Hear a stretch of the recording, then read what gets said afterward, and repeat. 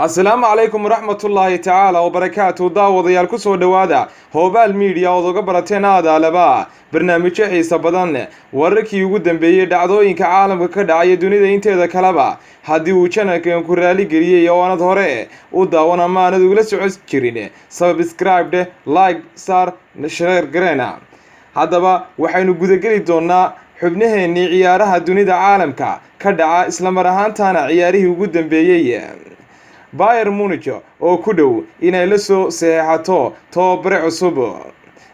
laba ciyaartoygii ay ku raad joogeen kooxaha Barcelona iyo Man United oo la hadlay saxaafadda dareenkiisana ka dhiibtay haddaba waxaynu soo qaadi doonaa ama aynu soo qaadan doonaa haddii Alla awood la ogolaado wargeyska Bild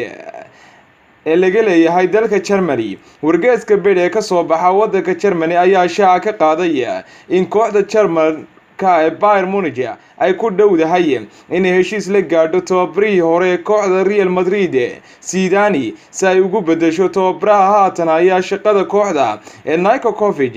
kaasi oo intii kooxda maamulkeeda hayay xilli ciyaareedkan kooxda u horseeday guuldarrooyin badan oo la xiriira kooxda sida laga soo xigtay wargeyska Zidane ayaa noqday musharaxiintii ugu awooda badnaa sidoo kale tababarihii hore kooxda Real Madrid Zidane ayaa waxa si toos ah loola xidhiidhinayaa kooxda Manchester United si ay bedel uga dhigaan tababaraha haatan culayska badan fulay ee Jose Mourinho dhanka kalena De Ligt oo ciyaara kooxda Ajax ayaa sheegay war dhabar jab ku ah kooxda Manchester United kuwaasi oo doonayay inay heshiis la saxeexdaan inta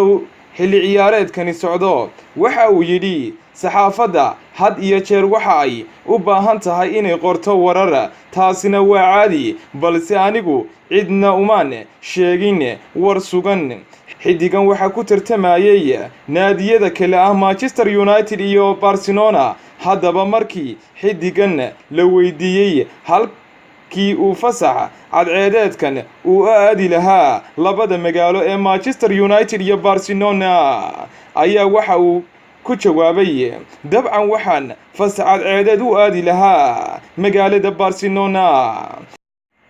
imikii haatan waxaan u sii soconaa gabagabadii barnaamijka haddii uu channelka ku qarciyay like si subscribe share gare oo la wadaag walaalahaaga muslimiinta ah haddaba waxa idin la socodsiinay anigoo Ayaale Maxamed Aadan ayaan la Talyaani dhanka farsamada isku dabaridka soo qaban qaabinta Cabdicaziis Mataan intaynu ku kulmi doono barnaamijka xiga idin lahaantiinba waxaan idinku dhaafayaa assalaamu calaykum waraxmatullaahi tacaala wa barakaatuh